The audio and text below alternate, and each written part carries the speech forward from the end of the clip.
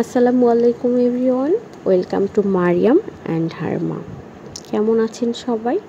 আশা করি সবাই আল্লাহর অশেষ রহমতে ভালোই আছেন। আমরাও আলহামদুলিল্লাহ ভালো আছি। একটু ঠান্ডা লেগেছে, এই কারণে ভয়েসের একটু অন্যরকম লাগছে, প্লিজ এটা একটু ইগনোর করবেন। আর সিরাজগঞ্জ এসে ভেবেছিলাম অনেক ভিডিও মেক করব, যেহেতু কোনো কাজ নেই, শুধু ভিডিও করব, এডিট করে দিব, কিন্তু কেন যেন বিভিন্ন আলসেমির কারণে ভিডিও ঠিকমতো ওভাবে করাও হয় না, আর করলেও এডিট করে যে সেটা দিব সেটাও দেওয়া হয় না। আর এদিকে সকালে ঘুম থেকে একটু লেটেই উঠেছিলাম, আর লেটে ওঠার পরে আম্মু দেখা যায় যে যখন উঠবে তার পরোটাটা সে তখনই মেক করে দিবে, গরম গরম যেন খাওয়া যায়, গরম সার্ভ করবে।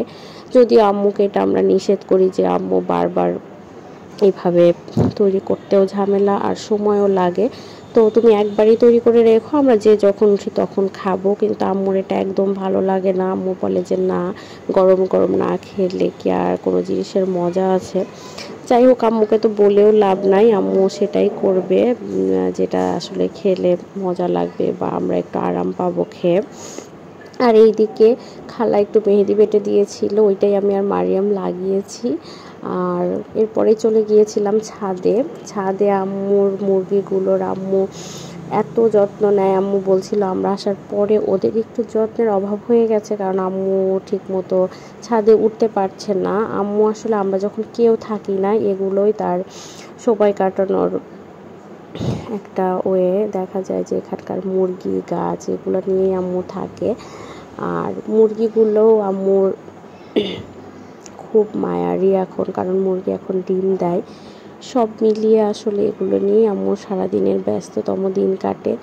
আর বৃষ্টি হওয়াতে ছাদের অবস্থা খুবই খারাপ, ইদানিং প্রতিদিনই বৃষ্টি হচ্ছে, তো দেখা যায় ছাদে সবসময় পানি জমে থাকে।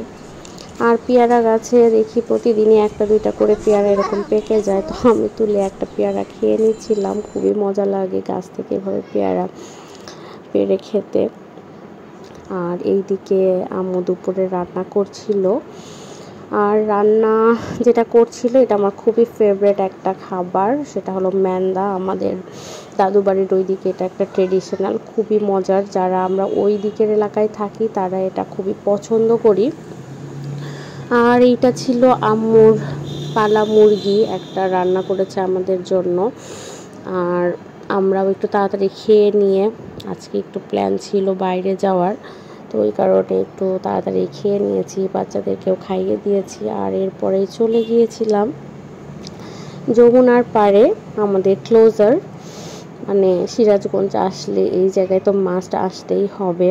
আগে প্রতি ঈদে ফ্রেন্ডরা সবাই মিলে এখানে যে আড্ডা, বসে বসে নদীর পাড়ে আড্ডা দেওয়া, এবং এই জায়গাটা প্রতিদিনই এত মানুষ থাকে যে বলার মতন না, মানে সবারই একটা নতুন রিফ্রেশমেন্টের জায়গা এটা। আর পানিও বেশ উত্তাল ছিল, যেহেতু এখন বন্যার সিজন, বেশ বন্যা হচ্ছে, এই কারণে পানিও ছিল অনেক।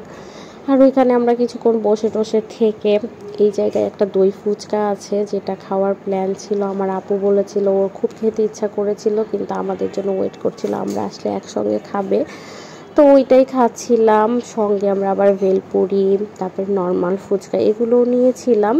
তো যাই হোক, আজকের মতন ভিডিওটা এখানেই শেষ করছি। যারা যারা আমার ভিডিওগুলো দেখেন প্লিজ একটা করে লাইক আর কমেন্ট করবেন। আপনাদের কমেন্ট আমাকে নতুন ভিডিও করতে অনেক উৎসাহিত করে। সবাই ভালো থাকবেন, সুস্থ থাকবেন। আজকের মতন বিদায় নিচ্ছি। আল্লাহ হাফেজ।